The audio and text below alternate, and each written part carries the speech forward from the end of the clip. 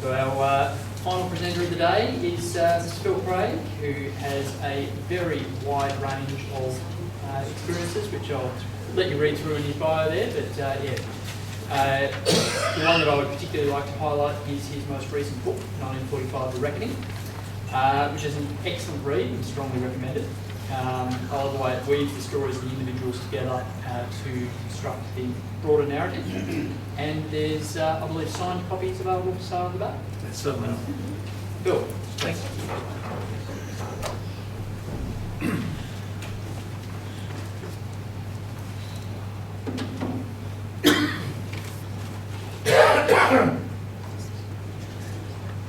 Well, thank you very much.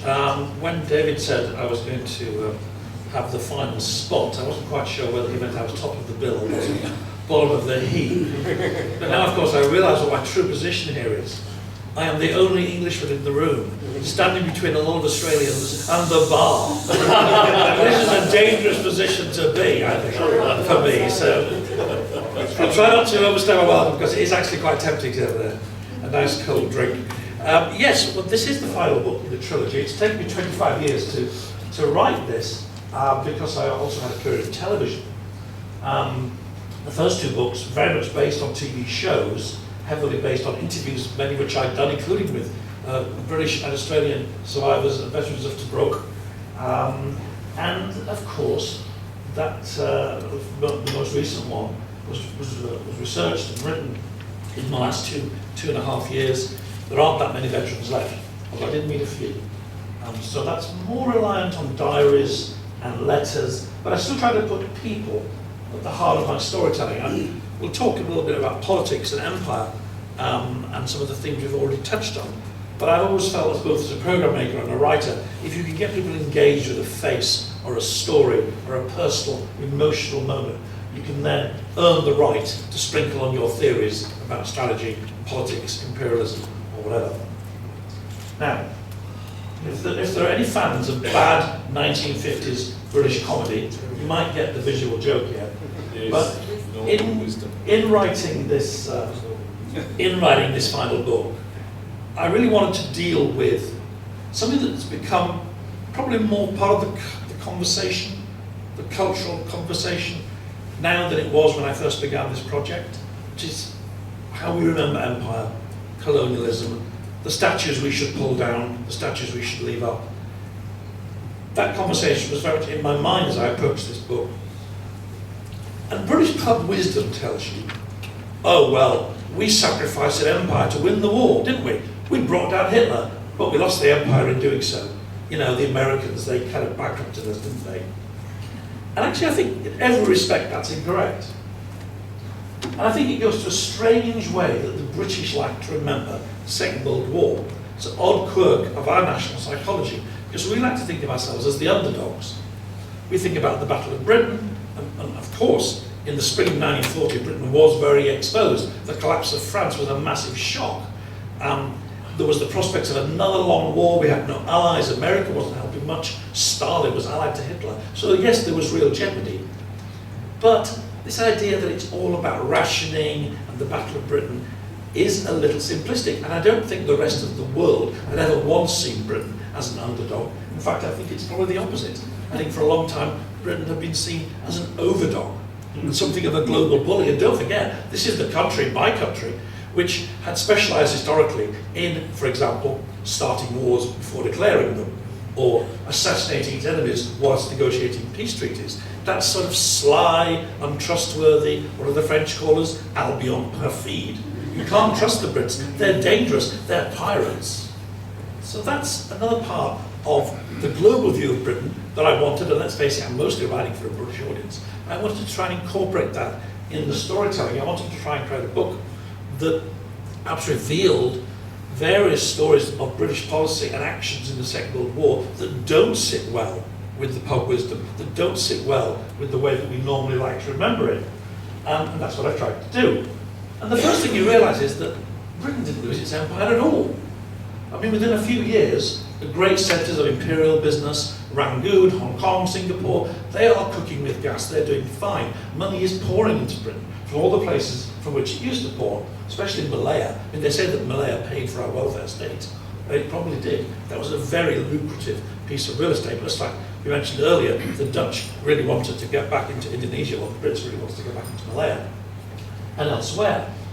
And actually also the British economy, it goes into a kind of gradual relative decline, but it actually ends the war in a pretty good shape. Nothing looks like Dresden or Berlin. And we have world-class businesses in chemicals and engineering. We're making great aircraft, engines. So no, we didn't actually lose an empire to win a war. In fact, we fought hard and often quite dirty to hang on to that empire. Which led me to ask a rather provocative question. I should say, as I've got older, maybe a little bit more reactionary in my politics. Now, I'm the sort of person who raises his eyebrows and says, oh, for goodness sake, when people start going on and on about slavery reparations, or talk about the British Empire was the most evil force in human history. Well, no, it wasn't. It was an empire. It did good things, it did bad things. So I've become that sort of person. And yet, the more I look into what happened in Southeast Asia, the more you do find stories which are quite unfamiliar and sometimes rather confronting. So here are two images. There's D-Day, there's gallant British troops on the beaches. They are liberating Europe. I would never gainsay that. The power of Britain and its empire was a big part of stopping a very, very bad and evil thing. And I remain intensely proud that is what my country achieved. What's that on the left? Well, that's another army about 18 months later. That's General Greasy on the left. He's one of the heroes of Burma. He's one of Bill Slim's favourite generals. He had a terrific record in Burma. And that guy next to him is Leclerc, a French general. The liberator of Paris, he was called. Well, he was allowed to walk into Paris for the photographers next to de Gaulle. But yeah, he's part of liberating France from Nazi occupation. So what's he doing there with his Indian soldiers? Well, he's come to Vietnam. That's where that picture's taken. But he's not come to Vietnam to liberate anybody. Quite the reverse. He's come to Vietnam to put the French back in their palaces with British help. And we'll get back onto that a little later. So those are two images that I sort of had in my mind, and I sort of struggled to reconcile, because I guess deep down I just like my history, warts and all, politics aside, whatever one thinks of statues aside, let's know what really happened. A lot of it comes back to this. 1941, Britain is in all sorts of trouble. It survived the Battle of Britain, but it's not having a great deal of help from the Americans. The Soviets are now in the war, but it looks like they're going to lose. Hitler's tanks are racing towards Moscow. It's of August 41. He needs Roosevelt's help. Now, Roosevelt is a lifelong anti-colonialist. I mean, he's a man of the left. The New Dealers that filled his cabinet, all of his friends, they really didn't like Britain at all. In fact, when journalists came to Britain in 1940 to write about the Battle of Britain and the Blitz, a lot of them were, seems weird now, but if you look back at their letters and what they wrote in 1940, they didn't necessarily see a massive difference morally between Nazi Germany and the British Empire. That sounds terrible because we know now how truly ghastly the Nazis were.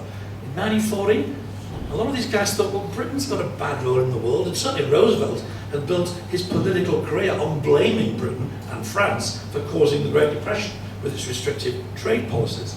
So Roosevelt's an anti-colonialist. He wants out the British, but he needs something in return. He needs Churchill to give him something, and this is what he gets. It's an amazing document. It's one of the most important documents of the 20th century.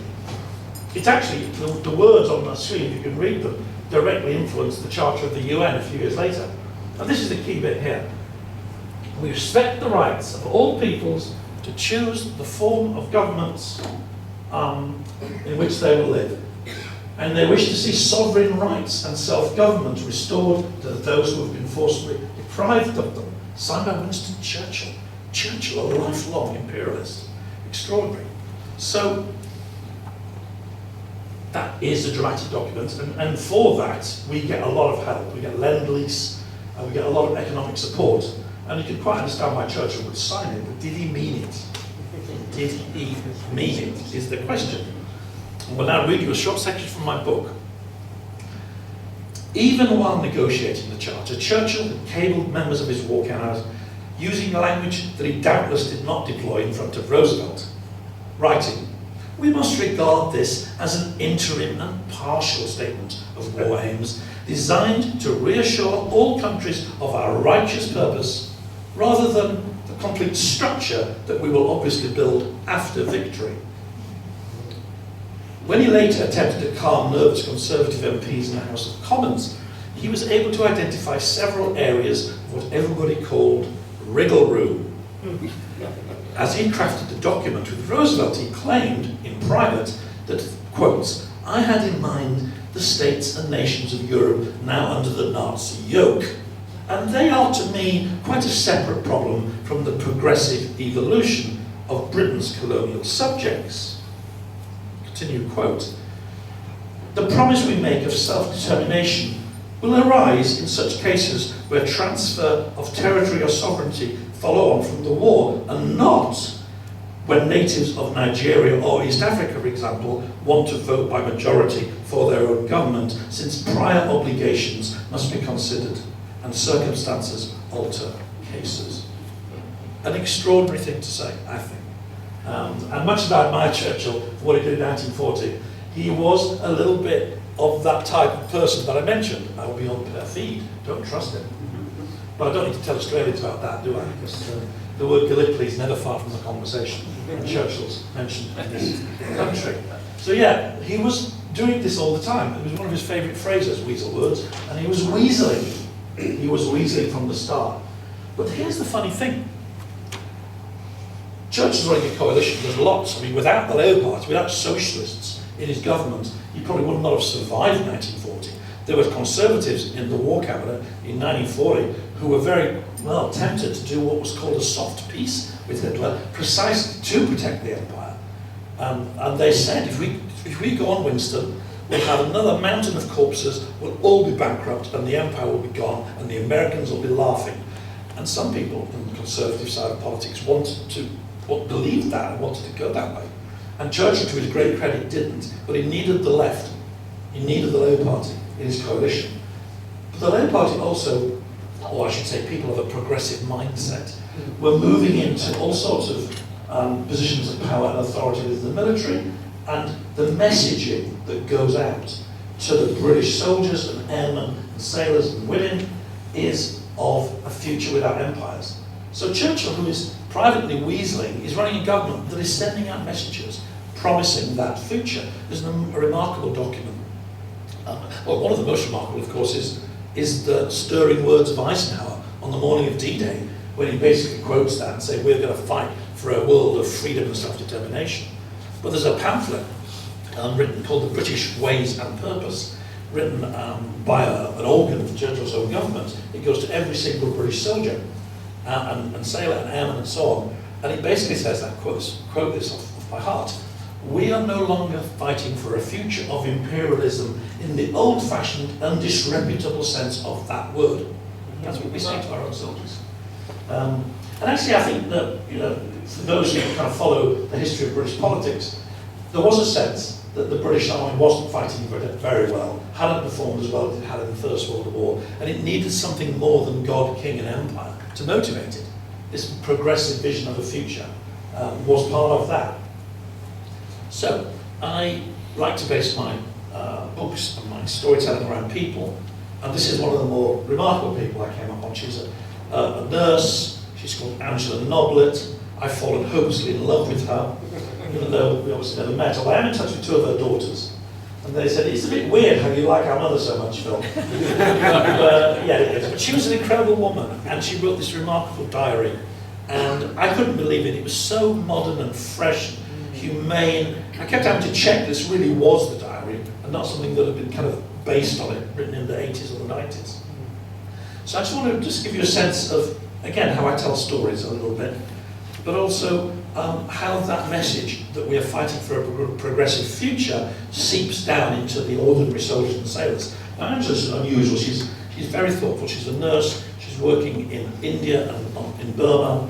She's very forthright about the injustices she sees when she sees incidents of racial prejudice, and there's quite a lot of those. She likes to tell people off, and she really does have a vision of a future in which kind of progressive values will replace imperialism. So So I'll pick her story up. She's on a riverboat. She's nursing a whole range of soldiers, actually, including Indian, British, and sometimes even Japanese prisoners. Angela was proud of her nursing on the river and enjoyed seeing weak and desperate men transform under her care. There was a shortage of qualified doctors, and so Indian licensates, partially trained medical staff, worked on the steamer too. One evening, as a soldier with cerebral malaria was slipping into a coma, one such young doctor had a crisis of confidence and held back from administering the intravenous quinine that Angela, from painful experience, knew was his only hope. Quotes, "As we stood there, looking at the patient by the dim rays of a kerosene lamp, it suddenly dawned on me that he'd never given an intravenous injection before. She took his hand and encouraged him to try, and another life was saved." The calmness and camaraderie of the days and nights on the riverboat touched Angela deeply, as did the friendships and romances she witnessed between men and women of very different races, faiths and backgrounds, and the friendships she herself formed with Indian people, the people that she would not have known or had the confidence to speak to when she first arrived in the country. Her hand on that of the nervous young doctor, wheeling around the deck in her sari in front of the cheering friends, reciting Urdu poetry up towards the stars, all of it combined in her mind into a vision of a better world, an antidote to all the inequalities and abuse she'd seen. In her diary, late one night, perhaps after one of her moonlit dances, she wrote this: "Ahead of us curves the moon, a single thread of light flanked by a single star which proclaims to the Muslim world the advent of Eid al-Fitr at the end of the long fast. The sky above me is a lucent indigo, drawing its light from the increasing stars. Like the new fire of Easter in the Western world, this festival speaks to me of a fresh start in life, a time for hope, a time for trust, a time for the future." So I think a lot of people did think they were fighting for that. And of course, in some senses, they were. And it's hard not to be moved by her vision of the future. And it was a sort of future that she herself enjoyed. And she had a very happy and fulfilling life and did lots of very kind of positive social work and a lovely family, many of whom I'm proud to say are now friends of mine. But of course, people like Angela Nobler didn't run the world. People like Churchill still did. And somebody mentioned Vietnam, and I wanted to speak quite a bit about Vietnam in the time that's left to me, because I found this one of the more remarkable stories I've ever researched. I know I'm in a room full of experts, and so a lot of this may be familiar to you, especially since Australia was itself drawn into the war there. But I just think the story of Vietnam is one of the greatest foreign policy bungles of all time. So here we are. Ho Chi Minh has got a militia, Viet Minh. They're fighting the Japanese. They're pretty damn good. And these guys are Americans from the OSS. That's the predecessors to the CIA. They're in north of Vietnam, working with Ho Chi Minh on military operations, intelligence operations, and they're also making a plan for the future. And they get very close to him. They're all hanging out with him. There's Ho. I think that might be General Giap, a younger version. And they're training them, and long documents back to Washington. And I could read them to you, but that might take too long. It's essentially, long story short, they're saying to Washington that we think this is the guy for the future. Once the Japanese are out, we back Ho Chi Minh to run Vietnam. He's very popular in the north, he's quite popular in the south, he's got a terrific militia, and he seems to be the sort of person who wants to be our friend. He's actually educated in America. And this is the early part of 45, it's still Roosevelt's Washington, and the messages coming back are very positive. So much so that Americans actually draft with him the Declaration of Independence for September 1945. Look at the first paragraph. It's America's own Declaration of Independence. And that's not an accident. It's because he wrote it with Americans. And all was going pretty well. But two things happen. Roosevelt dies, and sadly, Charles de Gaulle doesn't. And I think that is actually, sounds a bit flippant, an awful lot of horror and misery will result from those two things. Roosevelt, even in the early part of the 45, He is fulminating against the French. He hates de Gaulle. He wasn't known to swear very often, unlike Churchill, but he did once call him that French motherfucker. And he said, they are not coming back into Indonesia. That was one of the worst examples of empire, Winston, we've ever seen. They're not coming back. There they are. There's the Americans. They're saluting the new independent nation of Vietnam. Isn't that amazing? De Gaulle isn't dead. He's in London talking to Churchill. Just like the Dutch, he feels the shame of being occupied by Germany. He believes in the glory of France. He wants it back. Churchill and de Gaulle haven't always got on well, but they have this in common. They all both wanted to keep the show on the road a little bit longer. For pride, for money, because they could, because it was who they were, the world they'd grown up in, the values they had. So they put together a military force, of course, being the British, that consists mostly of Indian soldiers, and French soldiers, with Leclerc, and they go, and I haven't got a picture of the actual poster. The actual poster that they see from the ship is Britain, America welcome, French go home. They just don't want the French there. So why are they there? Why are the Americans letting this happen? Well, the answer is Truman is now the president, and something has changed. Something subtle has changed in Washington. Maybe it's because America is becoming a sort of new sort of empire itself. I mean, it seizes all these islands in the Pacific, or liberates them, if you like, from the Japanese. On a strict reading of the Atlantic Charter, they should be prepared to give them to the local people, right? Well, no, because America has a massive navy now, and it's poised to be the dominant global power, and it quite fancies having these bases. And of course, the Cold War is looming, and it's possible to paint Ho Chi Minh as a dangerous communist. Some people doubtless are whispering that. But I think deep down, Truman didn't care as much as Roosevelt about this stuff, and he was happy for the French and the British to do it. And he had other things to worry about. So they did. And there they are, there's Leclerc. Well, there he is in Paris with de Gaulle, doing some more inspections with the Indian soldiers. His official orders contain, you are going to Vietnam to secure the future of the white race in Asia. You have to wonder how those Indian soldiers would have felt if they'd done that. I mean, they're there from a country that's negotiating independence. That much has been settled. In fact, when the Congress Party learns of this, they're very unhappy. And eventually, they make the Indians leave. So yeah, it gets very nasty. And here becomes the Japanese surrendered persons, now JSPs. Now, Mark has talked about this, stealing my thunder, but I spoke not many weeks ago. How many people here know the We Have Ways podcast? James Holland, yeah, it's very popular. He has a festival, it's like the Glastonbury for people like us, basically. And it's lovely, and I had a great time. I had, a tent full of people, and I asked them how many people, it's a pretty well-educated audience in the terms of military history, how many of them knew that we'd fought with Japanese troops, and maybe 1% did. You guys perhaps a little more than 1%.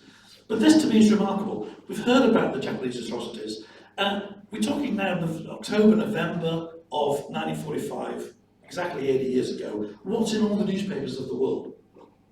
Emaciated survivors coming out of death camps, and marches and railways, German warfare, all the stories of horror and war crimes trials that they're planning, and Sandakan, and all manner of horror, and yet, here and in Holland, they recruit tens of thousands of Japanese troops. Well, some of these guys fight so well that a British officer puts them up for a military medal. When that gets to London, somebody thinks, actually, do you know what, let's not give a military medal to a member of the... Because nobody knows that these guys could have been involved in all manner of atrocities, but they're there. And there's a very funny story, it's actually from the Dutch example. Mountbatten flies in to Jakarta in the middle of all the fighting, and he's taken in his car to the headquarters, and there are 1,000 Japanese troops with rifles saluting him. And he leans across and says, didn't we just spend a few years fighting these guys? I mean, it's funny, but it's not funny, because using Japanese in this war against, certainly in Vietnam, it really hardens the Vietnamese hearts. It really does. Some bad things are done on all sides, but the British and the French would use Japanese against them. When, don't forget, only weeks before, we had allied with Ho Chi Minh against those same people. Yeah. I mean, talk about, Albion Perfide. I mean, it's an extraordinary thing. And what, of course, it does is it sets that region up. Well, you know what it sets it up for. 30 more years of horror. The French War, the American War, the Australian War, not to mention, perhaps the most important thing of all, what is it, 2 million dead Vietnamese, Agent Orange, all the rest of it. And at the end of all that misery, Ho Chi Minh is dead, but his party is running the country. And that's what could have happened in 45. And at the height of the war, you know, some of those letters from the OSS are found in some dusty cabinet in Washington. And they make the front page of the Washington Post. And people are like, hang on a minute, why are we fighting the people who our own special agents wanted to run the country? So yes, that's the dark side of empire. And there's a certain amount of it in the book. And I did set myself a challenge. I am running out of time, so I'll wrap up. But I wanted to try and be as honest as I could about some of the things that certainly in my country would be very surprising and a little bit confronting, whilst also telling the story, because there's lots more positive things in this book. There's all sorts of heroism, there's love, there's loss, and there's a particularly good story about dysentery, which I recommend to you. Not dysentery, my story about dysentery. So, you know, readers will have to be the judge of whether I can pull it off. I did get endorsements from 2 academics who are at each other's throats. Nigel Bigger, who's a great defender of Britain's legacy, and Alan Lester, who's the opposite. And I got them both to endorse the book. Now that may mean it's a centrist blancmange, but I hope it's not. I hope it's spiky and honest, and yet still, yeah, a love letter to the people that did an amazing thing. And maybe the truth of it is it's all part of the same thing. The reason that the British Empire, that under its dominions and its allies, could put people into a position to stop Hitler and stop Japanese militarism is because we were rich and well-resourced, and the dark side of that is empire and game playing and backstabbing and broken promises, and all of it is part of the same thing, which is why history is messy and confusing and sometimes rather annoying, but I hope you'll agree with me, also continually fascinating. Thank you for your time.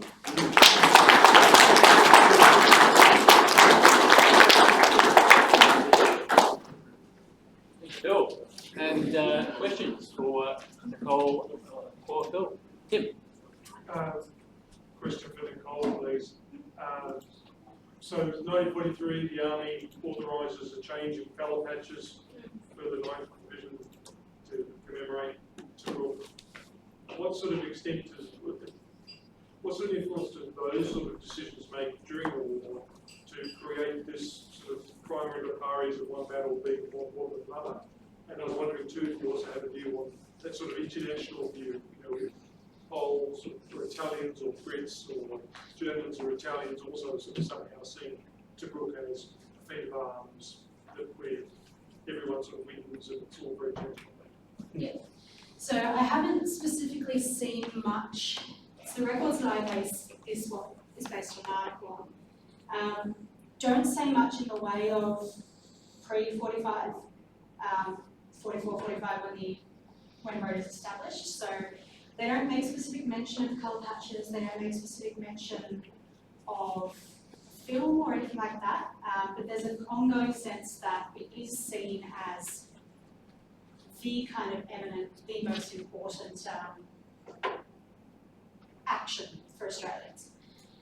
A big part of that comes from the media kind of story around it at the time. That's something that's really hailed in newspapers in Australia, in Britain, elsewhere. And as I say, it's not something that was ever questioned, either. Whether that was at the official government level, whether it was within the veteran community about the significance of Tobruk. So I think another way to answer that is to look at the flip side of it in Syria and Lebanon, for instance, which, as we saw from the data, is not remembered at all really today, and did not get anything of the kind of same support for commemoration. And that was an active decision not to do that. So another article I'll write, hopefully eventually, based on the thesis. This is all based on part of my PhD thesis. Centres on the fact that while there was a campaign similar to this to establish a similar memorial in Syria and Lebanon for the 6-week campaign in 1941, British government intervenes and says, no, we don't want to commemorate one, a civil war between French and French, but also a war between Britain and the British Empire, Commonwealth, and France. And that's declared, let's quote, a unfortunate incident, not a war, is the quote in the document from the British government as to why they wouldn't put the standard cross of, can't think of the name right now, cross of memory that you would see in all other instances. That doesn't exist at the cemetery there, for instance. And that's a roundabout way of explaining it, but I guess the answer is there's never a question about the significance of Tobruk itself, whether that's signalled through media reporting, colour patch changes, whatever it might be, whereas there is for a lot of other things, whether that's Greece, whether it's Crete, whether it's whatever it might be. What was the second question, sorry? About the sort of I don't know if it's fair, but the idea that it was such an international battle, other countries were also proud of their achievement. Yeah. So in the, I went through the minutes for the Rota Federal Council meetings each year, or each few years they held them for a few decades. And there's constant talk about not just Australian, but the British Association, the Czechs as well, and the Poles and the South Africans and others as well, but also about the Germans. So one of the things that comes through in a lot of them is, and this is something we spoke about earlier in other papers today, is the kind of enmity that Australians have for the Japanese isn't necessarily there with the Germans. So there's various points that are made where they actually go on shared pilgrimages to Tobruk. They have them over for conferences. There was a big one, I can't remember when it was exactly, but I think it was in the 80s or 90s where they invited representatives from Germany who had served in Tobruk to come over and share that camaraderie. So the internationalisation is something they very much see. And I'd also finish answering that point that if we look at popular culture now, Tobruk features in Call of Duty for the Second World War I, and it has an Australian protagonist, which says a lot about what the international understanding of Tobruk is as an Australian story as well. Thank you both. Excellent presentations. Just point, Phil, it's not just about Gallipoli with Churchill, but his attempt to appropriate the 7th Division convoy on the way back from the Middle East in contravention of Curtin's request. Yes, I know. I agree. I'm not going to defend him on many things, although I probably would have 940. Fair enough. You didn't mention, I'm wondering why not, the fact that the RATs commissioned a medal for themselves, unofficial of course. Yeah. All the men I met, most of them are dead, used to wear it. Yeah. But you did mention the word awareness and the fact that these people wanted what psychiatrists refer to as recognition. Do you think that the reason your analysis of the survey that you conducted is likely due to the woke attitude of teachers? So first point, yeah, so they did commission a medal. They also commissioned stamps, which were successful. There's all sorts of other things that they do. I did have, for instance, an educational campaigns. In 25 minutes, I can't go into everything, so that's the answer to that. In terms of the education side, I wouldn't say it's less work at all. In part, there's multiple ways to answer this. In part, it's because of the natural limitations of what we can and can't cover in the space of a 6-week period that we're looking at the whole Second World War. In part, it's stipulation from government standards and requirements around curriculum and what needs to be covered. There's wiggle room around how you cover those things as a teacher in high school particularly. And the survey found that most people depending on age group, between 37% and 70% had never studied military history formally ever, at any level. However, the level that most had studied was high school, which meant that pretty much the only year where you look at Australian history is year 9 or year 10. And after year 10, or after year 9, including year 10, it's not compulsory. So you can drop out. So I think it's in part, one, limitations of curricula, 2, not necessarily having subject matter experts in teachers because they're not going to know everything. And I'll be speaking to New South Wales teachers next year about the new curriculum, for instance. And there's still a focus on the Pacific War and Australia's period within that. As well as the necessity of all of that. So I wouldn't say that they won't. It's all sorts of different things that come into play. Karen? Nicole, Nicole, sorry. don't you think there will be an increase in younger generations with the knowledge of war through family history? With family trees now, that's sort of exploded, DNA and all the rest of it. So then, my great-grandfather and then that knowledge base will explode a lot more. Plus also, I loved your stats of the campaigns as well. So I think those numbers will increase.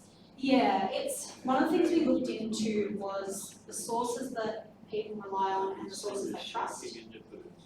The sources they most use across the board, the top 3 were war memorials and museums. I can't remember the third one. Veterans were highly ranked, family and friends were lowly ranked, and people were most, across every demographic, were most interested in personal stories. So we found that people, while we didn't specifically ask about family history, and that's something I'm planning to do in another upcoming survey that I'm working on at the moment, the interest in personal stories is something that really drives interest in general with military history. What happens here today? Exactly. My So- father mentions. Yeah, exactly. So that's something that I suspect will rate highly again when I put some more targeted questions around that in the next survey. But we don't have the data to answer the specific question now. But the hypothesis is then based on the general questions we ask. So yeah. 2 years ago at this conference, we saw the Academy Award-winning film of Damien Pears on Kokoda, where he was warning the Australian people, informing the Australian people about the New Guinea campaign, of which at the time it would appear little was known. So would it be fair to say that perhaps the Rats Rook Association were much better organised on the publicity sense rather than those who fought at El Alamein or Kokoda, for example? Yeah, definitely. One of the things that comes through in my research around this is that in having a dedicated 8,000 strong cohort that is dedicating themselves and their organisation to achieving posterity for the siege and for their feats, necessarily allowed a greater awareness to come from that relative to numbers, of course, and that's only 1,500 Australians. If we did a bigger survey, who knows what we might find. Having that kind of support allows them to lobby government in a way that small organisations couldn't. And I haven't seen, for instance, if we look at the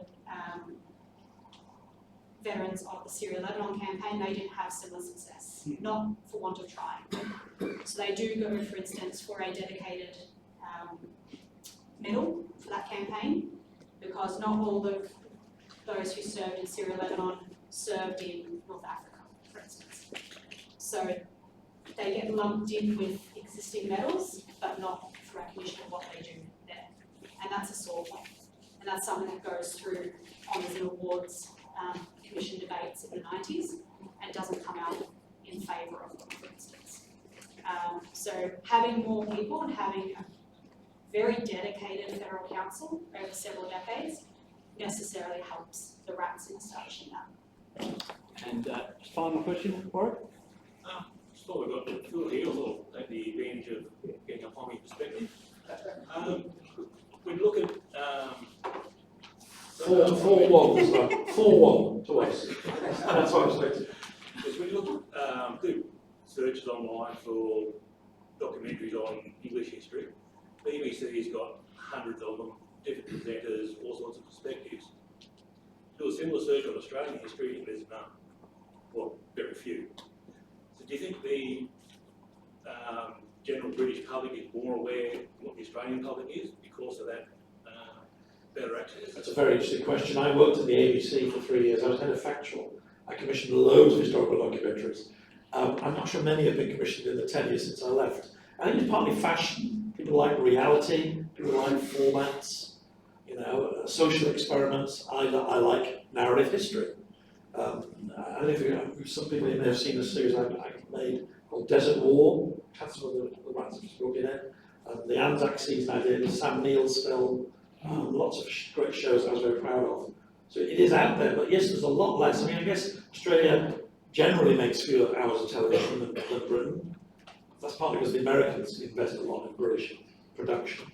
Historically, not so much here.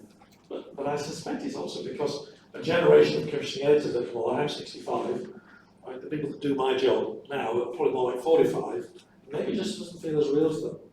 I mean, I was raised in the shadow of the Second World War. I was in the RAF, and I loved those people, and it was a thrill that I eventually got to meet many of them, but that just isn't true, really, is it? Anybody under 50. Can I just add one thing there? One of the things I'd say there is that it's not necessarily that younger generations aren't interested, it's that they need different formats to what we might think of as a traditional documentary. So our survey found that very few people of any age group were actually watching documentaries. Yet Netflix's turning point has been wildly successful looking at the Cold War, for instance, Me, Tom, Bob. Wildly successful. It's on Netflix, it's available, it's accessible, and it's also more enjoyable for younger audiences. It's in a smaller format, and that means it's a bit more accessible. So I wonder if it's more about how we, as historians, and whether it's documentary makers at ABC, BBC or otherwise, actually try and not spin it, but how we actually package it, and whether that helps people understand it. And I'd also say in that, for instance, for me as a lecturer teaching training officers in the ADF, they're much more interested in things when you can link it to something that's going to matter for them today or in the next 10 years in their career, or how they can understand it in that framework versus here's a book, please read. So I think it's about adjusting in that respect. By the way, there's a book, please read. You just have to be engaging. Can I ask one question? Yeah. Well, I was just wondering, Phil, I speak to a lot of people in the UK, and they always like to mention the war.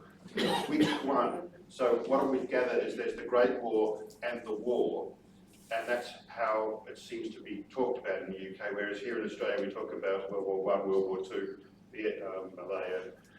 Individually, that's a bit of a difference. Is that a genuine sense? Look, I mean, having just said that younger people aren't as interested, I'm now going to immediately contradict myself, because at this We Have Ways festival that I attended only a couple of weeks ago, yes, there were a lot of people that looked like me, but there were loads of younger men and loads of women, 20s and 30s, really getting into the hands-on stuff, the displays. Who doesn't want to learn how to defuse a landmine? It was really entertaining and fun and positive. But the most serious point, I think Britain, perhaps to a lesser extent Australia, we do struggle with a certain amount of guilt over our history, things that we've done. I mean, you know, not just the stabbing in the backs and the broken promises and starting wars before you declare them, etc. It's the sense that a lot of it was in the service of building an empire, which, you know, we know has had many brutal and exploitative elements to it. And we're rather glad we no longer have it. So it's hard to celebrate a lot of the things we've done, whereas the Second World War, it's special. It's against the Nazis. It's a moment of national solidarity. I mean, some of that's exaggerated, but, you know, we feel it as just something good that we did as a people, and we still have that connection, whether or not we know anybody. There are very few, there are some, or we're the children of people who served in it. It's still very much part of our kind of life, and how we, I guess the national self-image. And so in the perspective of Britain, so we can say that we did that was probably, you know, better than other things that we've done. I don't mean body line. I was going to say, That always comes up. Well, on that controversial note, before we go any more controversial, I'd like you to join me in thanking Nicole and Phil.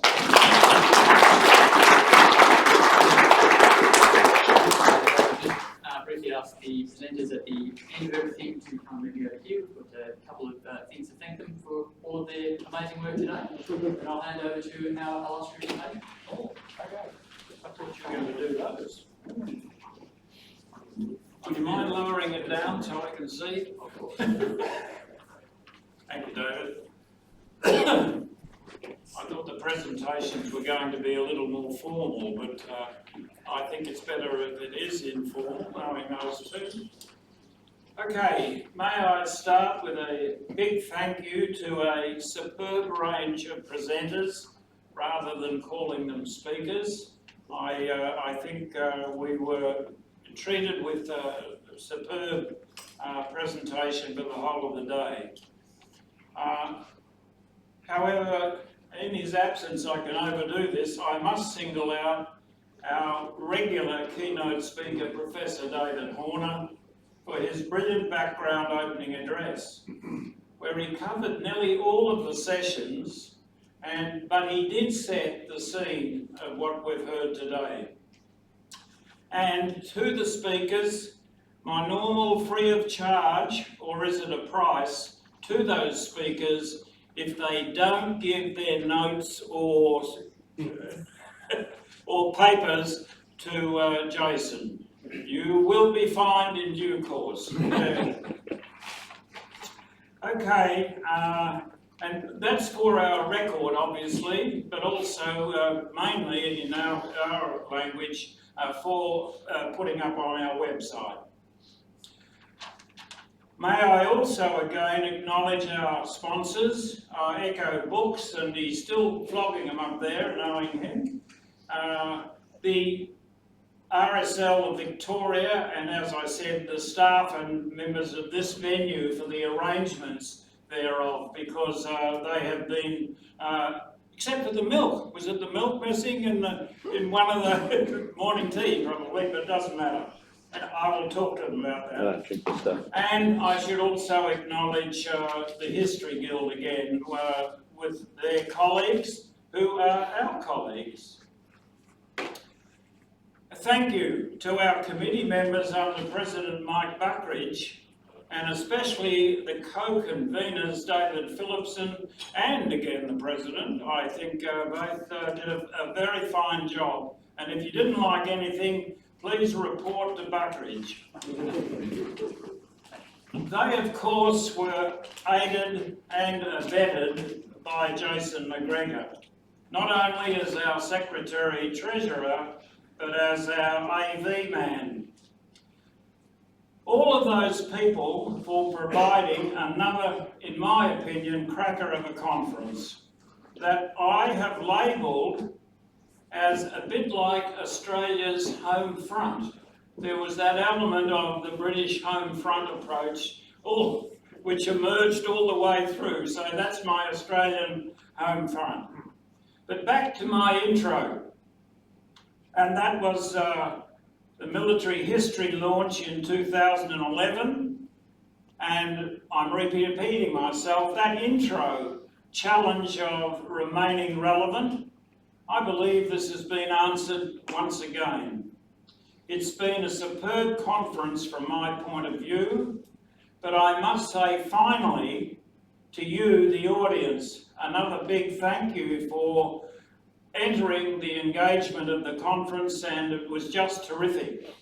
So that's the end of that, and it's now again my honour and the privilege to formally close this, my number, 20th conference.